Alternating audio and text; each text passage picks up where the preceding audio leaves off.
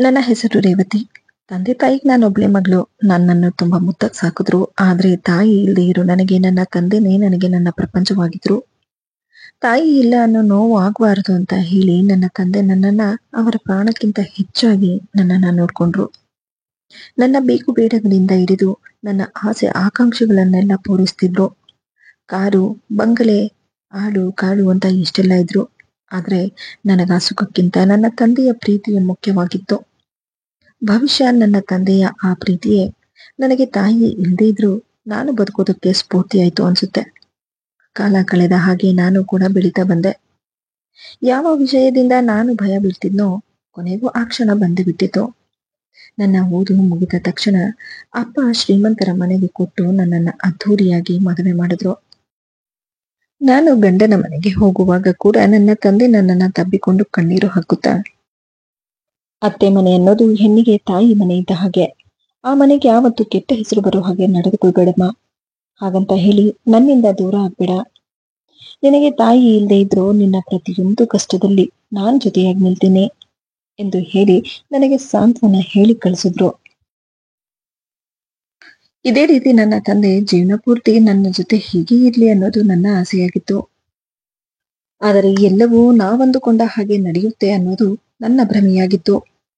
ನನ್ನ ಮದುವೆಯಾಗಿ ಕೇವಲ 9 ತಿಂಗಳಾಗಿತ್ತು ಅಷ್ಟೇ. ಅಂದು ನನಗೊಂದು ಫೋನ್ ಕಾಲ್ ಬಂತು.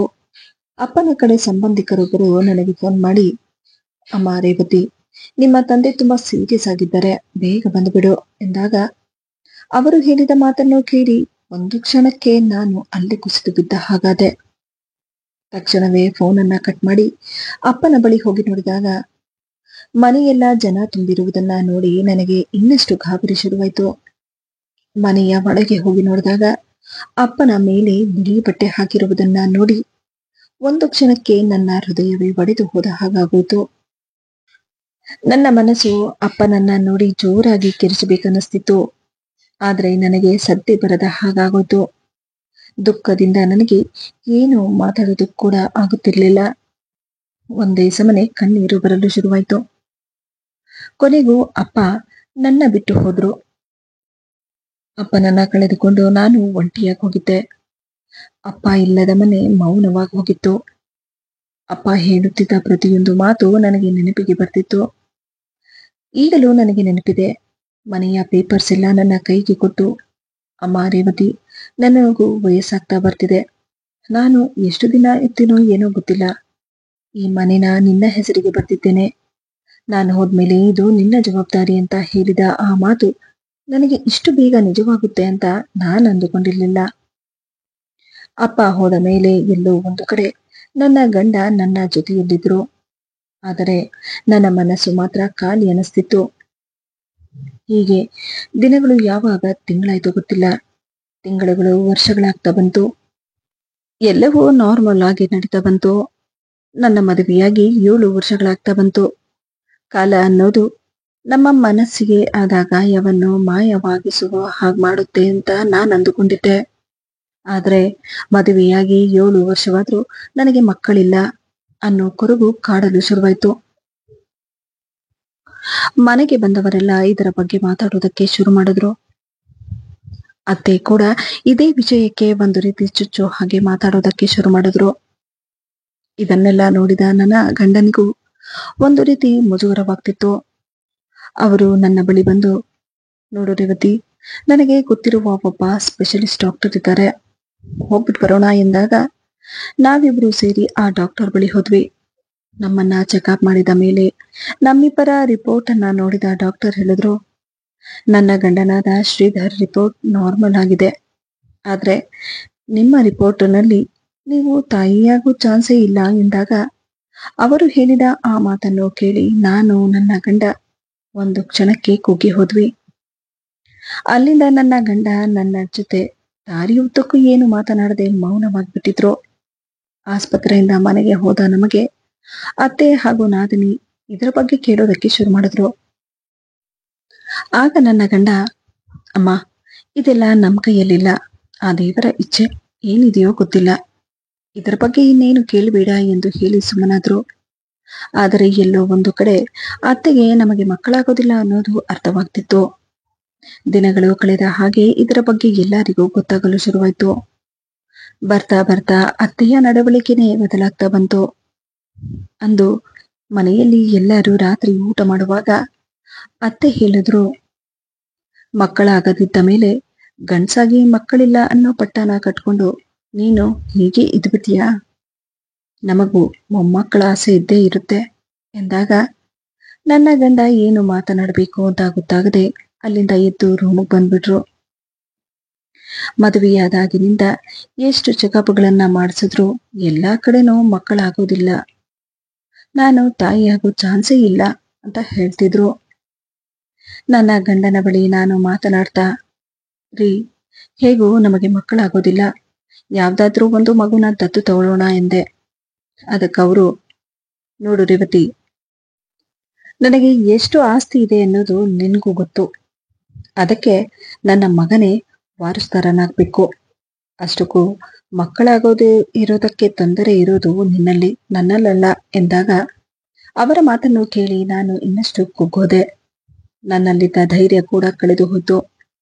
ಕೆಲವು ದಿನಗಳ ನಂತರ ಅತ್ತೆ ನನ್ನ ಗಂಡನಿಗೋಸ್ಕರ ಬೇರೆ ಹುಡುಗಿನ ಹುಡುಕಿದ್ದಾರೆ ಅಂತ ಗೊತ್ತಾದಾಗ ನನ್ನ ಹೃದಯವೇ ಹೊಡೆದು ಹೋದಾಗಾಯ್ತು. ಅತ್ತೆ ಯಾರ ಮಾತು ಕೇಳುವುದಕ್ಕೆ ತಯಾರಿರ್ಲಿಲ್ಲ. ಇನ್ನು ನನ್ನ ನಾದಿನಿಗಂತೂ ಅಣ್ಣನೇ ಸರಿ ಅಂತಿದ್ಲು. ನಾನು ನನ್ನ ಗಂಡನ ಬಳಿ ಹೋಗಿ, ಏನ್ರಿ, ನೀವು ಬೇರೆ ಮದುವೆ ಮಾಡಿಕೊಳ್ಳೋದಕ್ಕೆ ರೆಡಿ ಇದ್ದೀರಾ ಎಂದಾಗ, ನೋಡು ರೇವತಿ, ನಿನ್ನನ್ನ ನಾನು ಬಿಡ್ತೀನಿ ಅಂತ ಹೇಳ್ತಿಲ್ಲ, ಡೈವರ್ಸ್ ಕೊಟ್ರು ನಿನ್ನ ಬೇಕು ಬೇಡಗಳನ್ನೆಲ್ಲ ನಾನೇ ನೋಡ್ಕೊಳ್ತೇನೆ ಅಂತ ಹೇಳಿದ್ರು. ಕೇವಲ ಒಂದು ಪೇಪರ್ ಮೇಲೆ ಸಹಿ ಹಾಕಿದ ತಕ್ಷಣ ಮುರಿದು ಹೋಗುವಂತಹ ಸಂಬಂಧ ನಮ್ಮದಾಗಿತ್ತೇನೋ ಅನ್ನೋ ದುಃಖ ನನಗೆ ಕಾಡ್ತಿತ್ತು. ಅತ್ತೆಯ ಪ್ರಕಾರನೇ ನಮ್ಮ ಡೈವರ್ಸ್ ಆಯ್ತು. ನಾನು ಕೂಡ ಆ ಮನೆಯಲ್ಲೇ ಇದ್ದೆ. ನಾನಿದ್ದ ಆ ರೂಮು ನಾನೀಗ ಒಂಟಿ ಅನ್ನುವುದನ್ನ ನೆನಪಿಸುತ್ತಿತ್ತು. ನಾನಿದ್ದ ರೂಮ್ಗೆ ಯಾರು ಕೂಡ ಬರ್ತಾ ಇರ್ಲಿಲ್ಲ. ಆ ಮನೆಯಲ್ಲಿ ಎಲ್ಲವೂ ಮೊದಲಿನ ಹಾಗೆ ಇತ್ತು. ಅತ್ತೆ ಹಾಗೂ ನಾದಿನಿ ನನ್ನ ಜೊತೆ ಹೆಚ್ಚು ಮಾತನಾಡುತ್ತಿರ್ಲಿಲ್ಲ. ಆ ಮನೆಯಲ್ಲಿ ನಾನು ಇದ್ದರೂ ಇಲ್ಲದ ಹಾಗೆ ಇದ್ದೆ. ದಿನದ ಹಾಗೆ ಬೆಳಗ್ಗೆ ಎದ್ದು ಮನೆ ಕೆಲಸವನ್ನೆಲ್ಲ ಮಾಡಿ ನನ್ನ ಪಾಡಿಗೆ ನಾನು ಇರೋದನ್ನ ರೂಢಿ ಮಾಡ್ಕೊಂಡಿದ್ದೆ. ಆದ್ರೆ ಅಂದು ಶ್ರೀಧರ್ ನನ್ನ ಬಳಿ ಬಂದು, ನೋಡು ರೇವತಿ, ಇದನ್ನ ನಿನ್ನ ಹತ್ತಿರ ಹೇಗೆ ಹೇಳಬೇಕು ನನಗೆ ಅರ್ಥ ಆಗ್ತಿಲ್ಲ. ಈಗ ನನ್ನ ಹೆಂಡತಿಯಾಗಿರುವ ಸಂಧ್ಯಾ ಈಗ ಪ್ರೆಗ್ನೆಂಟು. ಇಂತಹ ಸಮಯದಲ್ಲಿ ಮನೆಯಲ್ಲಿ ಇಲ್ಲದ ಇರುವ ರದ್ದಂತವನ್ನ ಮಾಡಿಕೊಳ್ಳುವುದಕ್ಕೆ ನನಗಿಷ್ಟ ಇಲ್ಲ. ಅವಳನ್ನ ನೋಡೋದಕ್ಕಂತ ಅವರ ತಂದೆ ತಾಯಿ ಮನೆಗೆ ಬರ್ತಾನೆ ಇರ್ತಾರೆ. ಡೈವರ್ಸ್ ಆದ್ಮೇಲೆ ನೀನಿಲ್ಲಿ ಇರೋದು ನನ್ನ ಹೆಂಡತಿಗೂ ಸರಿ ಅನಿಸ್ತಿಲ್ಲ. ಇನ್ನು ನಾನು ಎಲ್ಲವನ್ನ ಹೇಳೋದಕ್ಕಾಗಲ್ಲ, ನೀನ್ ಅರ್ಥ ಮಾಡ್ಕೊ ಎಂದು ಹೇಳಿ ಶ್ರೀಧರ್ ಹೊರಟೋದ್ರು. ಅವರ ಮಾತನ್ನು ಕೇಳಿ ಒಂದು ಕ್ಷಣಕ್ಕೆ ನಾನು ಅಲ್ಲೇ ಕುಸಿದು ಬಿದ್ದ ಹಾಗಾದೆ. ಅವರ ಈ ಮಾತು ನನ್ನ ಮನಸ್ಸಿಗೆ ಬಾಣದ ರೀತಿ ಚುಚ್ಚುತ್ತಿತ್ತು. ಆದರೂ ನಾನು ಮೌನವಾದೆ. ಡೈವರ್ಸ್ ಆದ್ರೂ ನನ್ನ ಕಣ್ಮುಂದೆ ನನ್ನ ಗಂಡ ಇರ್ತಾರೆ, ಅಷ್ಟು ಸಾಕು ನನಗೆ ಅನ್ನೋದು ನನ್ನ ಮನಸ್ಸಲ್ಲಿತ್ತು. ಆದ್ರೆ ಶ್ರೀಧರ್ ಹೇಳಿದ ಮಾತನ್ನು ಕೇಳಿ ಒಂದು ಕ್ಷಣನೂ ನನಗೆ ಅಲ್ಲಿರೋದಕ್ಕಾಗ್ಲಿಲ್ಲ. ಸೀದಾ ನನ್ನ ರೂಮಿಗೆ ಹೋಗಿ ಕಬೋರ್ಡಿನಲ್ಲಿದ್ದ ನನ್ನ ಬಟ್ಟೆಗಳನ್ನೆಲ್ಲ ನನ್ನ ಸೂಟ್ಕೇಸ್ಗೆ ಹಾಕಿ ನನ್ನ ತಂದೆಯ ಫೋಟೋವನ್ನು ಎತ್ಕೊಂಡು ರೂಮಿಂದ ಹೊರಬರುವಾಗ ರೂಮಿನ ಪ್ರತಿಯೊಂದು ಚಿಕ್ಕ ವಸ್ತುವು ನನ್ನಿಂದ ದೂರ ಆಗುತ್ತಿದೆ ಅಂತ ಅನಿಸ್ತಿತ್ತು. ಕೊನೆ ಬಾರಿ 5 ನಿಮಿಷಗಳ ಕಾಲ ನಾನು ಅಲ್ಲೇ ನಿಂತು ರೂಮಿನ ಸುತ್ತ ನೋಡಿದಾಗ, ನಾನು ಹೊಸ ಜೀವನಕ್ಕೆ ಕಾಲಿಟ್ಟಾಗ ನಾನು ಕಳೆದ ನೆನಪುಗಳೆಲ್ಲ ನನ್ನ ಕಣ್ಣ ಮುಂದೆನೆ ಬರಲು ಶುರುವಾಯ್ತು. ದುಃಖದಿಂದ ಕಣ್ಣೀರು ಬಂತು. ತಕ್ಷಣವೇ ಅಲ್ಲಿಂದ ಹೊರಬಂದೆ. ಮನೆಯಲ್ಲಿ ಯಾರು ಕೂಡ ಏನು ಮಾತನಾಡದೆ ಸುಮ್ಮನಿದ್ರು. ಒಂದೊಂದು ಕ್ಷಣವು ನನಗೆ ಸಹಿಸಲಾಗದಂತ ನೋವುಂಟು ಮಾಡ್ತಿತ್ತು. ಸೀದಾ ಮನೆ ಹೊರಗೆ ಬಂದೆ. ದುಃಖದಿಂದ ಒಂದು ಕ್ಷಣಕ್ಕೆ ಅಲ್ಲಿ ಕುಸಿದು ಬಿದ್ದ ಹಾಗಾದೆ. ಡೈವರ್ಸ್ ಆದ ಮೇಲೆ ನಾನು ಆ ಮನೆಯಲ್ಲಿರುವುದು ಯಾರಿಗೂ ಇಷ್ಟ ಇಲ್ಲ ಅನ್ನೋದು ನನಗೆ ಎತ್ತಿ ಕಾಣಿಸ್ತಿತ್ತು. ಅಲ್ಲೇ ಪಕ್ಕದಲ್ಲೇ ನಿಂತಿದ್ದ ಒಂದು ಆಟೋವಿನ ಬಳಿ ಹೋಗಿ ಆಟೋ ಏರಿ ಸೀದಾ ಅಲ್ಲಿಂದ ನನ್ನ ಖಾಲಿಯಾಗಿದ್ದ ನನ್ನ ತಂದೆಯ ಮನೆಗೆ ಬಂದೆ. ಆ ಮನೆಯಲ್ಲಿ ತಂದೆಯ ನೆನಪುಗಳು, ಗಂಡನನ್ನು ಕಳೆದುಕೊಂಡು ಆ ನೋವು ಎಲ್ಲವೂ ನನಗೆ ಇನ್ನಷ್ಟು ಕುಗ್ಗಿಸ್ತಾ ಬಂತು. ಆ ರಾತ್ರಿ ನಾನು ತುಂಬಾ ಕಷ್ಟದಲ್ಲಿ ಕಳೆದೆ. ನನ್ನನ್ನ ನಾನು ಸಮಾಧಾನ ಮಾಡುವುದಕ್ಕೆ ಪ್ರಯತ್ನ ಪಟ್ಟೆ. ನನ್ನ ತಂದೆಯ ಡೈರಿ ತೆಗೆದು ಓದಲು ಶುರು ಮಾಡಿದೆ. ಕೆಲವು ಫೈಲ್ಗಳು ಇರುವುದು ನನಗೆ ಗೊತ್ತಾಯ್ತು. ನನ್ನ ಜೀವನದಲ್ಲಾದ ಈ ಕಹಿ ಘಟನೆಗಳೆಲ್ಲ ನನಗೆ ಕಲಿಸಿಕೊಟ್ಟ ಪಾಠವಾದವು. ಎಲ್ಲವನ್ನು ಕಳೆದುಕೊಂಡ ನನಗೆ ಮುಂದೆ ನಾನು ಧೈರ್ಯದಿಂದ ಬದುಕುವುದಕ್ಕೆ ಆಸರೆಯಾಗಿದ್ದು ನನ್ನ ತಂದೆ ಬಿಟ್ಟು ಹೋದ ಈ ಆಸ್ತಿ. ಮತ್ತೆ ನನ್ನ ಮನಸ್ಸನ್ನು ನಾನು ಗಟ್ಟಿ ಮಾಡಿಕೊಂಡು ಧೈರ್ಯದಿಂದ ನನಗಾಗಿ ನಾನು ಬದುಕಬೇಕು ಅನ್ನೋ ಛಲ ನನ್ನಲ್ಲಿ ಮೂಡಿತು. ಮತ್ತೆ ಬೇರೆ ದಿನ ಹೊಲ ಗದ್ದೆಗಳ ಕಡೆ ಗಮನ ಕೊಡೋದಕ್ಕೆ ಶುರು ಮಾಡಿದೆ. ಅಪ್ಪ ಹೋದ ಮೇಲೆ ಆ ಮನೆ ನೋಡ್ಕೊಳ್ಳೋದಕ್ಕಂತ ಒಂದಿಬ್ರು ಆಳು ಕೂಡ ಇದ್ರು.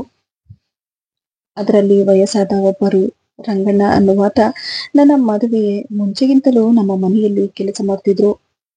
ನನ್ನನ್ನು ನೋಡಿ ಅವರ ಮನಸ್ಸಿಗೆ ಒಂದು ರೀತಿ ದುಃಖ ಆದ್ರೂ ನನ್ನ ಬಳಿ ಬಂದು, ನೋಡಮ್ಮ ರೇವತಿ, ನಿಮ್ಮ ತಂದೆ ಹೋದ ಮೇಲೆ ಈ ಮನೆ ಕಳೆನೆ ಹೊರಟೋಯ್ತು. ನಿನ್ನ ಜೀವನದಲ್ಲಿ ನಡೆದಿದ್ದೆಲ್ಲ ಒಂದು ಕಹಿ ಘಟನೆ ಅಂತ ತಿಳ್ಕೊ. ಅದನ್ನೆಲ್ಲ ಮರೆತು ಹೊಸ ಜೀವನ ಕಟ್ಕೋ. ಎಷ್ಟು ದಿನ ಅಂತ ಒಂಟಿಯಾಗಿರ್ತೀಯ. ಈ ಪ್ರಪಂಚದಲ್ಲಿ ಒಂಟಿ ಹೆಣ್ಣು ಬದುಕೋದು ತುಂಬಾ ಕಷ್ಟ.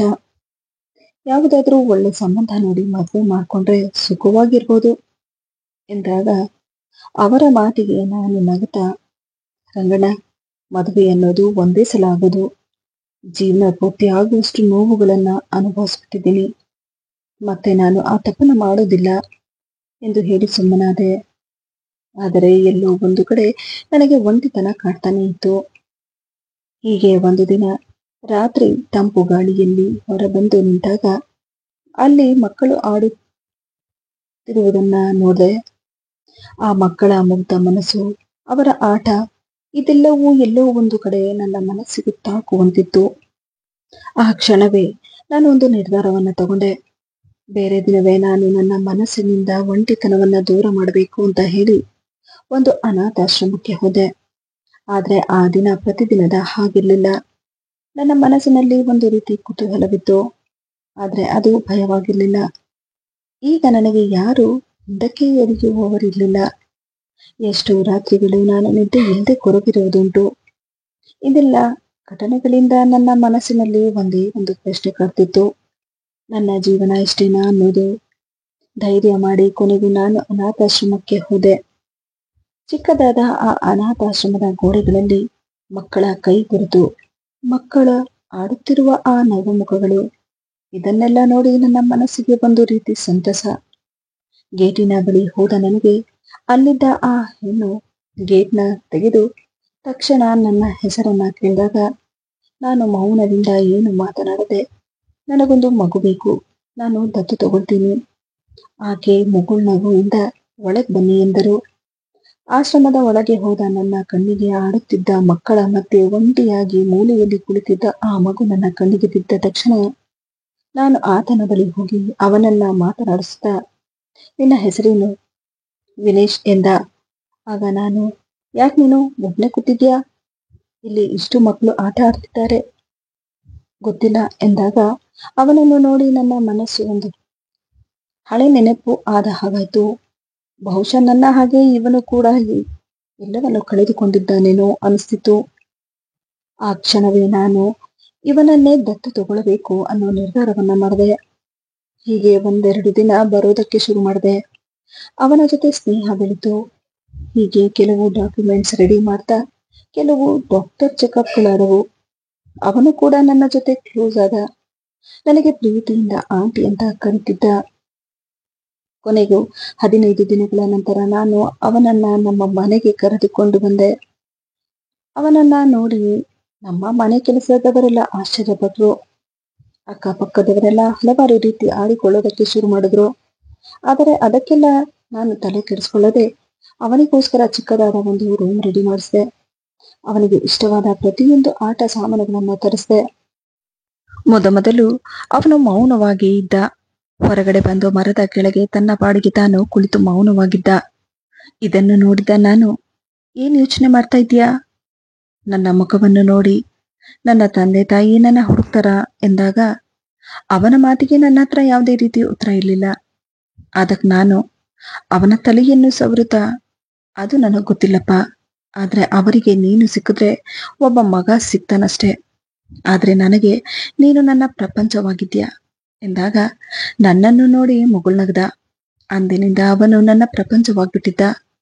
ಅವನು ನನಗೆ ಸ್ವಂತ ಮಗನ ಹಾಗೆ ಅನಿಸ್ತಿದ್ದ. ಬೆಳಗ್ಗೆ ತಿಂಡಿ ತಿನ್ನುವುದರಿಂದ ಹಿಡಿದು ಸ್ಕೂಲಿಂದ ಮತ್ತೆ ಮನೆಗೆ ಬಂದು ಹೋಮ್ವರ್ಕ್ ಮಾಡುವವರೆಗೂ ನಾನು ಅವನಿಗೆ ಜೊತೆಯಾಗಿ ಇರ್ತಿದ್ದೆ. ಸ್ಕೂಲಿನಲ್ಲೂ ಓದುವುದರಲ್ಲೂ ಮುಂದಿದ್ದ. ಸ್ಕೂಲಿನಲ್ಲಿ ಮೀಟಿಂಗ್ ಎಂದು ಹೋದಾಗ ಟೀಚರ್ಸ್ ಎಲ್ಲ ಅವನನ್ನ ಹೊಗಳ್ತಿರುವುದನ್ನ ನೋಡಿ ನನಗೆ ಸಂತೋಷವಾಗ್ತಿತ್ತು. ಆದ್ರೆ ಇದ್ದಕ್ಕಿದ್ದ ಹಾಗೆ ಆತನಿಗೆ ವಿಪರೀತ ಜ್ವರ ಬಂದುಬಿಟ್ಟಿತ್ತು.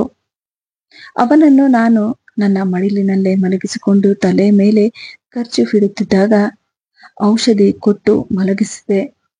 ಮತ್ತೆ ಬೆಳಗ್ಗೆ ಎದ್ದ ತಕ್ಷಣ ಅವನು ಅಮ್ಮ ಎಂದ.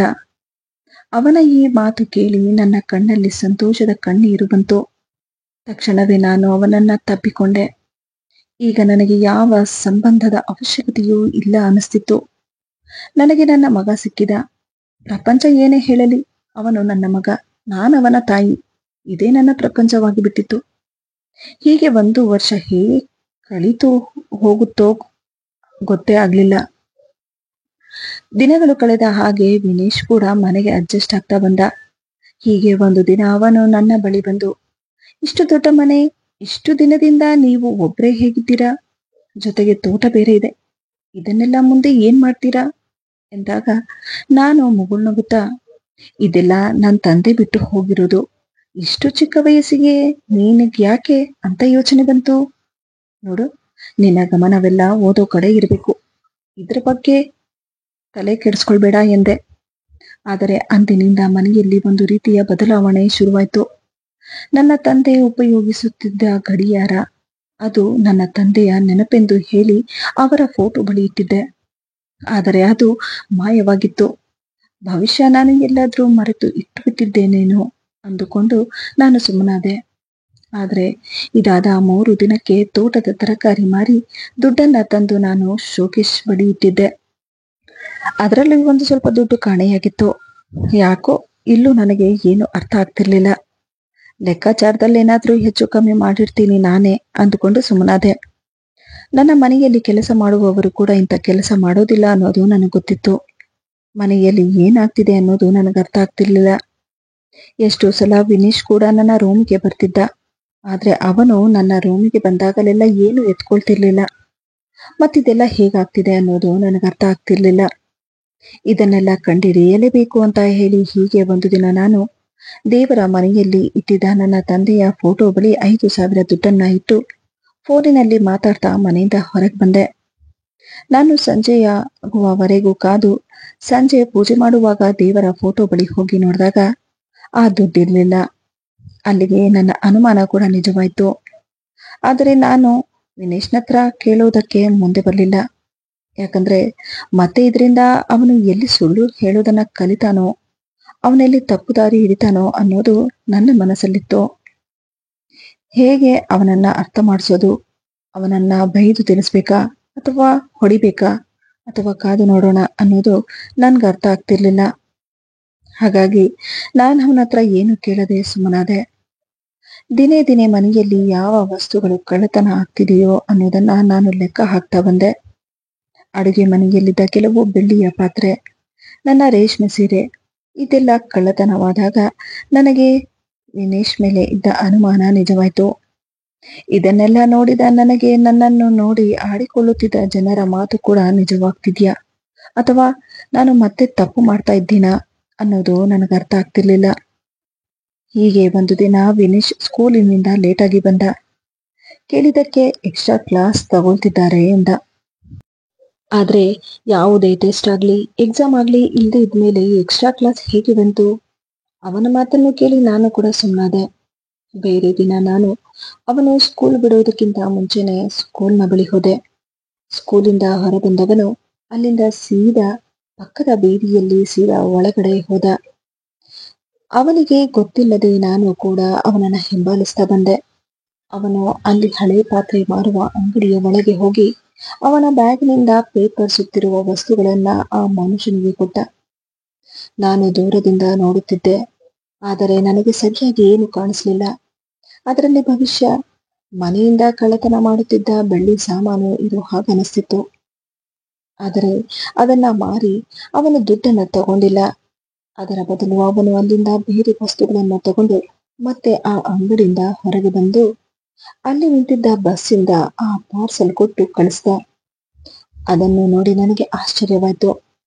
ನನಗೆ ಸ್ವಂತ ಮಗ ಅಂದುಕೊಂಡಿದ್ದ ಇವನು ಇಂತಹ ಕೆಲಸ ಮಾಡ್ತಿದ್ದಾನೆ ಅಂತ ಹೇಳಿ ನನಗೂ ಒಂದು ಕ್ಷಣಕ್ಕೆ ಆಶ್ಚರ್ಯವಾಯ್ತು. ಅಷ್ಟಕ್ಕೂ ಇವನು ಇದನ್ನೆಲ್ಲ ಎಲ್ಲಿ ಕಳಿಸ್ತಿದ್ದಾನೆ, ಇಂಥ ಕೆಲಸ ಯಾಕೆ ಮಾಡ್ತಿದ್ದಾನೆ ಅಂತ ಹೇಳಿ ನಾನು 2-3 ದಿನಗಳ ನಂತರ ಮತ್ತೆ ಆ ಅಂಗಡಿಗೆ ಹೋದೆ. ಅವರ ಬಳಿ ನನ್ನ ಹತ್ರ ಕೆಲವು ಹಳೆ ಪಾತ್ರೆಗಳಿದೆ, ಅದನ್ನ ತಗೊಳ್ತೀರಾ ಅಂತ ಹೇಳಿ ಕೇಳ್ತಾ ಮಾತಲ್ಲೇ, ನಿನ್ನೆ ಸ್ಕೂಲ್ ಬ್ಯಾಗ್ ಹಾಕಿಕೊಂಡು ಹುಡುಗ ಬರ್ತಿದ್ನಲ್ಲ, ಅವನು ನಿಮಗೆ ಏನಾಗ್ಬೇಕು ಅಂದಾಗ ಆತ ಹೇಳಿದ್ದು, ನೋಡಮ್ಮ, ಅವನು ಯಾರಂತ ನನಗಂತೂ ಗೊತ್ತಿಲ್ಲ. ಆದ್ರೆ ವಾರಕ್ಕೊಂದು ಸಲನಾದ್ರೂ ಏನಾದ್ರೂ ಒಂದು ತಂದು ಕೊಟ್ಟು ದುಡ್ಡು ಈಸ್ಕೊಳ್ದೆ ಅವನು ಕೊಡುವ ವಸ್ತುವಿಗೆ ಬೇರೆ ವಸ್ತುಗಳನ್ನ ತಗೊಂಡು ಹೊರಟೋಗ್ತಾನೆ. ನೋಡೋದಕ್ಕೆ ಒಳ್ಳೆ ಹುಡುಗನ ತರ ಕಾಣಿಸ್ತಾನೆ ಎಂದಾಗ ಇದೆಲ್ಲ ಏನ್ ನಡೀತಾ ಇದೆ ಅನ್ನೋದು ನನಗೆ ಅರ್ಥ ಆಗ್ತಿರ್ಲಿಲ್ಲ. ಇದರ ಬಗ್ಗೆ ಅವನ ಬಳಿ ಕೇಳಿ ಅವನಿಗೆ ತಕ್ಕ ಶಿಕ್ಷೆ ಕೊಡಬೇಕು ಅನಿಸ್ತಿತ್ತು. ಆದ್ರೆ ಅವನ ಮೇಲೆ ನನಗಿದ್ದ ಆ ವಾತ್ಸಲ್ಯ ನನ್ನನ್ನ ತಡಿತು. ಹಾಗಾಗಿ ನನ್ನ ಮನಸ್ಸನ್ನ ಗಟ್ಟಿ ಮಾಡಿ ಅಂದು ನಾನು ಇದೇ ಯೋಚನೆಯಲ್ಲಿದ್ದಾಗ ಅವನು ನನ್ನ ಬಳಿ ಬಂದು, ಅಮ್ಮ, ಹೋಮ್ವರ್ಕ್ ಮಾಡಿಸು ಎಂದಾಗ, ವಿನೇಶ್, ನಾನು ನಿನಗೊಂದು ಮಾತು ಕೇಳ್ತೀನಿ, ನಿಜ ಹೇಳ. ಬರ್ತಾ ಬರ್ತಾ ನೀನು ಸ್ಕೂಲಿಂದ ಯಾಕೆ ಲೇಟಾಗಿ ಬರ್ತಾ ಇದೀಯಾ ಅನ್ನೋದು ನನಗೆ ಗೊತ್ತಾಯ್ತು. ಯಾಕಂತ ಕೆಲಸ ಮಾಡ್ತಾ ಇದೀಯಾ ಎಂದಾಗ, ಅದು ನಾನಿದ್ದ ಆಶ್ರಮಕ್ಕೆ ಈ ರೀತಿಯಾಗಿ ನಾನು ವಸ್ತುಗಳನ್ನ ಕಳಿಸ್ತಿದ್ದೆ ಎಂದಾಗ ಅವನ ಮಾತನ್ನು ಕೇಳಿ ಒಂದು ಕ್ಷಣಕ್ಕೆ ನನಗೆ ಏನು ಹೇಳಬೇಕು ಅನ್ನೋದು ಅರ್ಥ ಆಗ್ತಿರ್ಲಿಲ್ಲ. ತಕ್ಷಣವೇ ನಾನು ಅವನನ್ನ ತಪ್ಪಿಕೊಂಡು ನನ್ನ ಮನಸ್ಸಿಗೆ ತುಂಬಾ ನೋವಾಯ್ತು. ಅಮ್ಮ, ಅಲ್ಲಿ ಎಲ್ಲರೂ ತುಂಬಾ ಕಷ್ಟದಲ್ಲಿದ್ದಾರೆ, ಅದಕ್ಕೆ ನಾನು ಈ ರೀತಿ ಮಾಡಿದೆ ಎಂದಾಗ, ನೋಡಪ್ಪ, ನೀನು ಮಾಡಿದ್ದು ತಪ್ಪು ಅಂತ ನಾನ್ ಹೇಳ್ತಿಲ್ಲ, ಆದ್ರೆ ನೀನು ಆಯ್ಕೆ ಮಾಡಿರುವ ದಾರಿ ಸರಿ ಇಲ್ಲ. ನೋಡು, ಇನ್ಮೇಲೆ ಆಶ್ರಮಕ್ಕೆ ಏನೇನು ಬೇಕೋ ಅದನ್ನೆಲ್ಲ ನಾನು ಮಾಡ್ತೀನಿ, ಆದ್ರೆ ಇನ್ಮೇಲೆ ನೀನಿಂತ ಕೆಲಸ ಮಾಡಲ್ಲ ಅಂತ ಮಾತು ಕೊಡು. ನಿನ್ನ ಇಷ್ಟದ ಪ್ರಕಾರನೇ ನಾನು ಆಶ್ರಮಕ್ಕೆ ಸಹಾಯ ಮಾಡ್ತೀನಿ ಎಂದು ಹೇಳಿ ಅಂದಿನಿಂದ ನಾನು ನಮ್ಮ ತೋಟದಲ್ಲಿ ಬೆಳೆಯುತ್ತಿದ್ದ ಅರ್ಧ ಭಾಗ ಬೆಳೆಯನ್ನೆಲ್ಲ ಹಾಗೂ ಆಶ್ರಮಕ್ಕೆ ಬೇಕಾದ ಕೆಲವು ವಸ್ತುಗಳನ್ನೆಲ್ಲ ಕೊಡುವುದಕ್ಕೆ ಶುರು ಮಾಡಿದ್ವಿ. ನನ್ನ ತಂದೆ ಇದ್ದಿದ್ರು ಭವಿಷ್ಯ ಇದನ್ನೇ ಮಾಡ್ತಿದ್ರು. ದಿನಗಳು ಕಳೆದ ಹಾಗೆ ವಿನೀಶ್ ಕೂಡ ಬೆಳೀತಾ ಬಂದ. ಅವನಿಗೂ ಪ್ರತಿಯೊಂದು ಲೆಕ್ಕಾಚಾರವನ್ನು ಹೇಗೆ ನಿಭಾಯಿಸಬೇಕು ಅನ್ನೋದನ್ನ ಕಲಿಸ್ತಾ ಬಂದೆ. ಆದರೆ ನಾನವನ ಮೇಲೆ ಇಟ್ಟ ಈ ಭರವಸೆ ಕೂಡ ಹೆಚ್ಚು ದಿನ ಉಳಿಯಲಿಲ್ಲ. ನಾನು ಸಾಕಿ ಬೆಳೆಸಿದ ಹುಡುಗ ನನಗಿಂತಹ ನಂಬಿಕೆ ದ್ರೋಹ ಮಾಡ್ತಾನೆ ಅಂತ ನಾನು ಕೂಡ ಕನಸಲ್ಲೂ ಅಂದುಕೊಂಡಿರ್ಲಿಲ್ಲ. ಅಂದು ನಾನು ಸಂಜೆ ಕಾಫಿ ಕುಡಿತಾ ಮನೆಯ ಹೊರಗೆ ಕುಳಿತಿದ್ದೆ. ತಂಪಾದ ಗಾಳಿ, ಮನಸ್ಸಲ್ಲೊಂದು ರೀತಿ ಕುತೂಹಲ. ಇದರ ಮಧ್ಯೆ ಸ್ಟೋರ್ ರೂಮಿನಿಂದ ಸಡನ್ ಆಗಿ ಏನೋ ಕೆಳಕ್ಕೆ ಬೀಳುವ ಸದ್ದು ನನಗೆ ಕೇಳಿಸ್ತು. ಆದ್ರೆ ನಾನು ಬೆಕ್ಕೇನಾದ್ರೂ ಇರಬಹುದೇನೋ ಅಂತ ಹೇಳಿ ಸುಮ್ಮನಾದೆ. ಆದ್ರೆ ಮತ್ತೆ 5 ನಿಮಿಷಗಳ ನಂತರ ಪಾತ್ರೆಗಳ ಸದ್ದು ಕೇಳಿ ನಾನು ಮೆಲ್ಲನೆ ಸ್ಟೋರ್ ರೂಮ್ ಕಡೆ ಹೋದೆ. ಆದ್ರೆ ಅಲ್ಲಿಂದ ಯಾರು ಸದ್ದು ಮಾಡದೆ ಯಾರೋ ಕದಿಯೋದಕ್ಕೆ ಬಂದಿದ್ದಾರೆ ಅನ್ನೋ ಹಾಗನಿಸ್ತಿತ್ತು. ನಾನು ಮೆಲ್ಲನೆ ಹೋಗಿ ನೋಡಿದಾಗ ಸ್ಟೋರ್ ರೂಮಿನ ಬಾಗಿಲು ತೆಗೆದಿರುವುದು ನನ್ನ ಕಣ್ಣಿಗೆ ಬಿತ್ತು. ಆದರೆ ಆ ರೂಮಿನ ಒಳಗಿನ ದೃಶ್ಯವನ್ನು ನೋಡಿ ಒಂದು ಕ್ಷಣಕ್ಕೆ ನಾನು ಬೆಚ್ಚಿಬಿದ್ದೆ. ಯಾವ ಮಗುವನ್ನ ನಾನು ದತ್ತು ತಗೊಂಡು ಬಂದು ನನ್ನ ಮಗ ಅನ್ನೋ ಪಟ್ಟವನ್ನ ಕೊಟ್ಟಿದ್ನೋ ಅವನು ಬೇಗ ಬೇಗ ಅಲ್ಲಿರುವ ಕೆಲವು ವಸ್ತುಗಳನ್ನು ಮೂಟೆಯ ಒಳಗೆ ಹಾಕ್ತಾ ಇರೋದು ನನ್ನ ಕಣ್ಣಿಗೆ ಬಿದ್ದ ತಕ್ಷಣ ಒಂದು ಕ್ಷಣಕ್ಕೆ ನಾನೇ ಬೆಚ್ಚಿಬಿದ್ದೆ. ನನ್ನನ್ನ ನೋಡಿ ಗಾಬರಿಯಿಂದ ಅವನು, ಅಮ್ಮ, ಅದು ನಾನು ಕ್ಲೀನ್ ಮಾಡೋದಕ್ಕಂತ ಬಂದಿದ್ದೆ, ಸುಳ್ಳು ಹೇಳ್ಬೇಡ, ಬಾಯಿ ಮುಚ್ಚು ಎಂದ ತಕ್ಷಣ ಅದನ್ನೆಲ್ಲ ಅಲ್ಲೇ ಬಿಟ್ಟು ಸ್ಟೋರ್ ರೂಮಿಂದ ಹೊರಗಡೆ ಬಂದ್ಬಿಟ್ಟ. ಅಲ್ಲಿಗೆ ನನ್ನ ಅನುಮಾನ ಕೂಡ ನಿಜವಾಗ್ತಾ ಬಂತು. ಅವನು ಸೀದಾ ಅವನ ರೂಮ್ಗೆ ಹೋದ. ನನಗಿದೇ ಯೋಚನೆ ಶುರುವಾಯ್ತು. ಇಡೀ ರಾತ್ರಿ ನನಗೆ ನಿದ್ದೆ ಬರಲಿಲ್ಲ. ಬೇರೆ ದಿನ ನಾನು ಅವನನ್ನ ಹಿಂಬಾಲಿಸ್ತಾ ಹೋದೆ. ಆದ್ರೆ ಅವತ್ತು ಸ್ಕೂಲಿಗೆ ಹೋಗ್ದಿರಾ ಅನಾಥಾಶ್ರಮದ ಕಡೆ ಹೊರಟ. ಆದರೆ ಅವನು ಅನಾಥಾಶ್ರಮದ ಒಳಗೆ ಹೋಗ್ಲಿಲ್ಲ.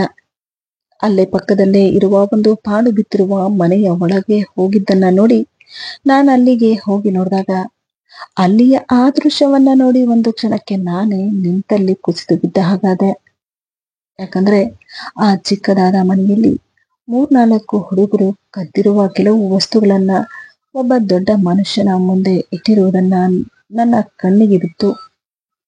ಅವರು ಕದ್ದಿರುವ ವಸ್ತುಗಳನ್ನೆಲ್ಲ ಆತನಿಗೆ ಕೊಡ್ತಾ ಇರುವುದನ್ನ ನೋಡಿ ನಾನು ತಪ್ಪಿಪಾದೆ. ಅದನ್ನೆಲ್ಲ ನೋಡಿದ ನಾನು ತಕ್ಷಣವೇ ವಿನೀಶನ್ನ ಹಿಡಿದುವುದಕ್ಕೆ ಹೋದೆ. ಅಷ್ಟರಲ್ಲಿ ಅವನು ತಪ್ಪಿಸಿಕೊಂಡು ಹೋಗುವುದಕ್ಕೆ ಪ್ರಯತ್ನ ಪಟ್ಟ. ನನ್ನನ್ನ ನೋಡಿ ಅವರೆಲ್ಲ ಭಯ ಬಿದ್ದೋಗಿದ್ರು. ಅವನನ್ನ ಗಟ್ಟಿಯಾಗಿ ಹಿಡಿದು ಇನ್ ಸಾಕು, ಇದು ಜಾಸ್ತಿ ಆಯ್ತು ಎಂದು ಹೇಳಿ ನನ್ನ ಮೊಬೈಲ್ ಫೋನಿನಿಂದ ಪೊಲೀಸರಿಗೆ ಫೋನ್ ಮಾಡಿದೆ. ಆ ಕ್ಷಣಕ್ಕೆ ನಾನು ಅವನು ನನ್ನ ಮಗ ಅನ್ನೋದನ್ನ ಕೂಡ ಮರೆತೆ. ನನ್ನ ಮನಸ್ಸಿನಿಂದ ಅವನಿಗಾಗಿ ಆ ಮಮತೆ ಕೂಡ ಸತ್ತು ಹೋಗಿತ್ತು. ತಕ್ಷಣ ಪೊಲೀಸ್ ಬಂದು ಎಲ್ಲರನ್ನ ಹಿಡಿದುಕೊಂಡ್ರು.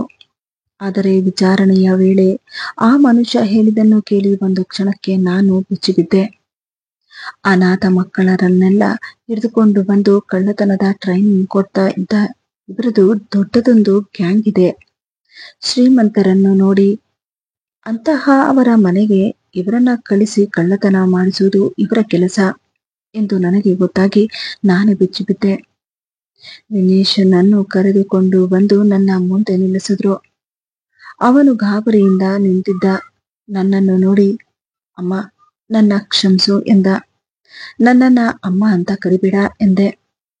ಅವನ ಜೊತೆ ಕಳೆದ ಆ ದಿನಗಳೆಲ್ಲ ನನಗೆ ನೆನಪಿಗೆ ಬರಲು ಶುರುವಾಯ್ತು. ಎಷ್ಟು ಪ್ರೀತಿಯಿಂದ ನಾನು ಅವನಿಗೆ ಮಗ ಅನ್ನೋ ಹೆಸರನ್ನ ಕೊಟ್ಟೆ. ಎಷ್ಟು ಮುದ್ದಾಗಿ ಸಾಕಿ ಅವನೇ ನನ್ನ ಪ್ರಪಂಚ ಅನ್ಕೊಂಡಿದ್ದೆ. ಮತ್ತೆ ನನಗೆ ಎಲ್ಲೂ ಮೋಸ ಆಯ್ತು ಅನ್ನೋ ದುಃಖ ನನಗೆ ಕಾಡುವುದಕ್ಕೆ ಶುರುವಾಯ್ತು. ಪೊಲೀಸ್ ನನ್ನ ಹತ್ರ ಈ ಹುಡುಗನ ಬಗ್ಗೆ ಕಂಪ್ಲೇಂಟ್ ಕೊಡ್ತೀರಾ ಅಂದಾಗ ನಾನು ಕೂಡ ಇಷ್ಟೆಲ್ಲ ಆದ್ಮೇಲೆ ನಾನು ಸುಮ್ಮನೆ ಇದ್ರೆ ಇದೇ ರೀತಿ ಮತ್ತೊಬ್ರು ಹೊಟ್ಕೊಳ್ಬಾರ್ದು ಅಂತ ಹೇಳಿ ನಾನು ಕಂಪ್ಲೇಂಟ್ ಕೊಟ್ಟು ಅಲ್ಲಿಂದ ಸೀದಾ ಮನೆಗೆ ಬಂದ್ಬಿಟ್ಟೆ. ಆದ್ರೆ ಮನೆಗೆ ಬಂದ ನನಗೆ ನನ್ನ ಮನಸ್ಸಿಗೆ ತುಂಬಾ ನೋವಾಗಿ ನಾನು ಯೋಚನೆ ಮಾಡ್ತಾ ಇದ್ಬಿಟ್ಟೆ. ನಾನು ಎಲ್ಲಿ ನಂಬಿಕೆಯಿಂದ ಹೋಗ್ತೀನೋ ಅಲ್ಲಿ ನನಗೆ ದ್ರೋಹ ಆಗುತ್ತೆ. ಜೊತೆಯಲ್ಲಿ ಇದ್ದು ಎಷ್ಟು ದೊಡ್ಡ ದ್ರೋಹ ಮಾಡ್ದ ಅನ್ನೋ ಆ ಮಾತು ನನಗೆ ಕಾಡ್ತಿತ್ತು. ಬೇರೆ ದಿನ ವಿಚಾರಣೆಗೆ ಅಂತ ಹೇಳಿ ಕರೆದಾಗ ಆ ಹುಡುಗ ಹೇಳಿದ್ದನ್ನ ಕೇಳಿ ನಾನು ಇನ್ನಷ್ಟು ಕುಗ್ಗಿ ಹೋದೆ. ನಮ್ಮ ಮನೆಯಿಂದ ಕದ್ದ ವಸ್ತುಗಳನ್ನೆಲ್ಲ ಅನಾಥಾಶ್ರಮಕ್ಕೆ ಕಳಿಸುತ್ತಿದ್ದ. ಆದರೆ ಅದು ಅನಾಥಾಶ್ರಮ ಆಗಿರ್ಲಿಲ್ಲ, ಅದೊಂದು ಕಳ್ಳತನದ ಗ್ಯಾಂಗ್ ಆಗಿತ್ತು. ಪೊಲೀಸ್ ಆಫೀಸರ್ ನನ್ನ ಬಳಿ ನೋಡಿ, ನಾನು ವಿಚಾರಣೆ ಮಾಡುವ ವೇಳೆ ನಮಗೆ ಗೊತ್ತಾದ ವಿಷಯ ಏನು ಅಂತಂದ್ರೆ, ಇವರು ಮಕ್ಕಳನ್ನ ಕದ್ದು ಕಳ್ಳತನದ ಟ್ರೈನಿಂಗ್ ಕೊಡ್ತಾ ಮಕ್ಕಳನ್ನ ಇರುವ ಜಾಗನ ಅನಾಥಾಶ್ರಮ ಅನ್ನುವ ಹೆಸರನ್ನ ಕೊಡ್ತಿದ್ರು. ಇಂತಹ ಶ್ರೀಮಂತರ ಮನೆಗೆ ಅನಾಥ ಮಕ್ಕಳು ಅಂತ ಹೇಳಿ ಕಳ್ಳತನ ಮಾಡೋದಕ್ಕೆ ಕಳಿಸ್ತಿದ್ರು. ಭಯದಿಂದ ವಿನೀಶ್ ಕೂಡ ನನ್ನ ಮುಂದೆ ನಿಂತು, ಅಮ್ಮ, ನಾನು ಇವರು ಹೇಳಿದ ಹಾಗೆ ಕೇಳದೆ ಇದ್ದಿದ್ರೆ ಏನಾದ್ರೂ ಹೆಚ್ಚು ಕಮ್ಮಿ ಮಾಡ್ಬಿಡ್ತಿದ್ರು. ಎಷ್ಟೋ ಸಲ ನಾನು ನಿಮ್ಮ ಹತ್ರ ಹೇಳ್ಕೊಳ್ಬೇಕು ಅಂತ ಅನ್ಕೊಂಡೆ, ಆದ್ರೆ ನನಗೆ ಧೈರ್ಯ ಬರ್ಲಿಲ್ಲ. ಆ ಹುಡುಗ ವಿನೀಶ್ ಹೇಳಿದ ಈ ಹೇಳಿಕೆ ಹೊಸ ತಿರುವಿಗೆ ಕಾರಣವಾಯ್ತು. ಕೋರ್ಟಲ್ಲೂ ಅವನು ಅದನ್ನೇ ಹೇಳ್ದ. ನಾನು ಇವರು ಹೇಳಿದ ಹಾಗೆ ಕೇಳಿದಿದ್ದರೆ ನನ್ನನ್ನ ಸಾಯಿಸ್ಬಿಡ್ತಿದ್ರು. ನಾನು ಮಾಡಿದ್ದು ತಪ್ಪು, ನನ್ನನ್ನ ಕ್ಷಮಿಸಿ. ಅಲ್ಲಿ ಮಕ್ಕಳನ್ನ ತುಂಬಾ ಟಾರ್ಚರ್ ಕೊಟ್ಟು ಯಾವ ರೀತಿ ಕಳ್ತನ ಮಾಡಬೇಕು ಅನ್ನೋದನ್ನ ಹೇಳ್ಕೊಡ್ತಿದ್ರು ಎಂದಾಗ ಅವನ ಮಾತನ್ನು ಕೇಳಿ ಜಡ್ಜ್ ಕೂಡ ಇಷ್ಟು ಚಿಕ್ಕ ವಯಸ್ಸಿಗೆ ಇಷ್ಟೆಲ್ಲ ಹೇಳಬೇಕು ಅಂತಂದ್ರೆ ಇದೆಲ್ಲ ಅವರ ಮೇಲೆ ಬಿದ್ದಿರುವ ಪರಿಣಾಮ. ಆದ್ರೆ ಕಾನೂನು ಪ್ರತಿಯೊಬ್ಬರಿಗೂ ಒಂದೇ. ಅವನು ತಪ್ಪು ಮಾಡಿದ್ದಾನೆ, ತಪ್ಪು ತಪ್ಪೆ. ಹಾಗಾಗಿ ಅವನಿಗೆ ಪೊಲೀಸ್ ಹಿಡಿದುಕೊಂಡು ಹೋದ್ರು. ಆದರೆ ಹೋಗುವಾಗ ಅವನು ನನ್ನನ್ನು ತಿರುಗಿ ನೋಡಿದಾಗ ಅವನ ಮನಸ್ಸಿನಲ್ಲಿ ಒಂದು ರೀತಿ ಪ್ರಶ್ನೆ ಇತ್ತು. ಅಮ್ಮ, ನೀನು ಮತ್ತೆ ನನ್ನನ್ನ ಸ್ವೀಕಾರ ಮಾಡ್ತೀಯಾ ಅನ್ನೋದು. ಆದ್ರೆ ಇದಕ್ಕೆ ನನ್ನ ಹತ್ರ ಉತ್ತರ ಇರ್ಲಿಲ್ಲ. ಆದ್ರೆ ಅವನನ್ನು ಬಿಡುವುದಕ್ಕೂ ನನ್ನ ಮನಸ್ಸು ಒಪ್ಪುತ್ತಿರ್ಲಿಲ್ಲ. ಬೇರೆ ದಿನ ನಾನು ಮತ್ತೆ ಸ್ಟೇಷನ್ಗೆ ಹೋಗಿ ಬೇಲ್ ಮೇಲೆ ಅವನನ್ನ ಬಿಡಿಸಿಕೊಂಡು ಹೋದೆ. ರೂಲ್ಸ್ನ ಪ್ರಕಾರ ಅವನು ದೊಡ್ಡ ಗ್ಯಾಂಗ್ ಒಳಗಿದ್ದ. ಹಾಗಾಗಿ ಅವನನ್ನ ತುಂಬಾ ಸೇಫ್ಟಿಯಾಗಿ ಇಡಬೇಕು. ಯಾವುದೇ ರೀತಿ ಮತ್ತೆ ಇಂತಹ ಕೆಲಸ ಮಾಡದೇ ಇರೋ ಹಾಗೆ ನೋಡಿಕೊಳ್ಳಬೇಕು ಅನ್ನುವ ಕೆಲವು ರೂಲ್ಸ್ಗಳನ್ನ ಹಾಕಿ ಬೇಲಿ ಮೇಲೆ ಅವನನ್ನ ಬಿಡಿಸಿ ಮನೆಗೆ ಕರೆದುಕೊಂಡು ಬಂದೆ. ಅವನ ಮುಖದಲ್ಲಿ ಒಂದು ರೀತಿ ಮೌನ ಆವರಿಸ್ಕೊಂಡಿತ್ತು. ಆದರೆ ಮನೆಗೆ ಕರೆದುಕೊಂಡ ಬಂದ ನನಗೆ ನಾನು ಮತ್ತೆ ಮಾಡ್ತಾ ಇರೋದು ಸರಿನಾ ಅನಿಸ್ತಿತ್ತು.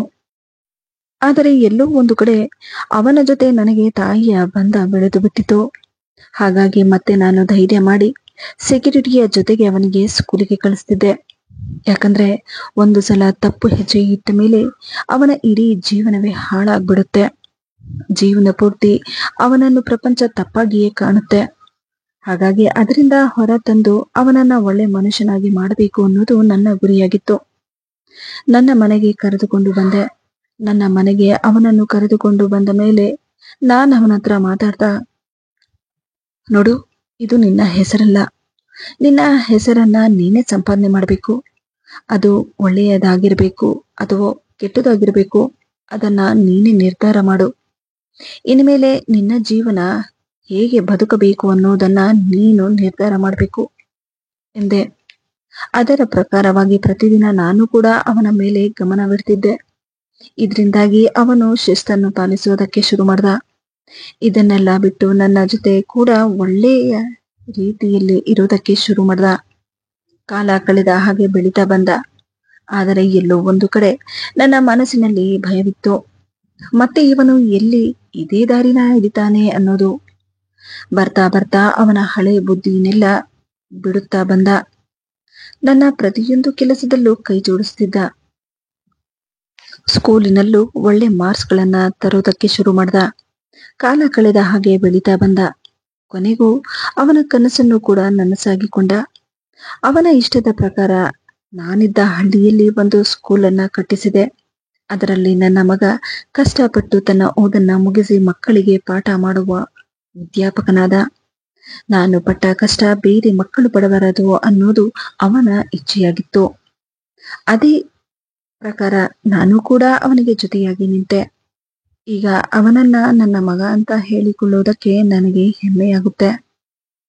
ಅಂದು ನಾನು ಧೈರ್ಯ ಮಾಡಿ ಅವನನ್ನ ಕರೆದುಕೊಂಡು ಬರದೇ ಇದ್ದಿದ್ರೆ ಇವತ್ತು ಇವನು ಇಂತಹ ಸ್ಥಿತಿಯಲ್ಲಿ ಬಹುಶಃ ಎತ್ತಾ ಇರ್ಲಿಲ್ಲ ಅನ್ಸುತ್ತೆ. ಅವನ ಪಾಡಿಗೆ ಅವನಿಗೆ ಬಿಟ್ಟು ಬಿಟ್ಟಿದ್ರೆ ಅವನು ಕೂಡ ಅದೇ ದಾರಿ ಹಿಡಿತಿದ್ದ ಅನ್ಸುತ್ತೆ. ಬರೀ ರಕ್ತ ಸಂಬಂಧವೇ ತಾಯಿ ಸಂಬಂಧವಲ್ಲ. ಕರುಣೆ, ನಂಬಿಕೆ ಅನ್ನೋದು ಕೂಡ ಒಂದು ಸಂಬಂಧವೇ.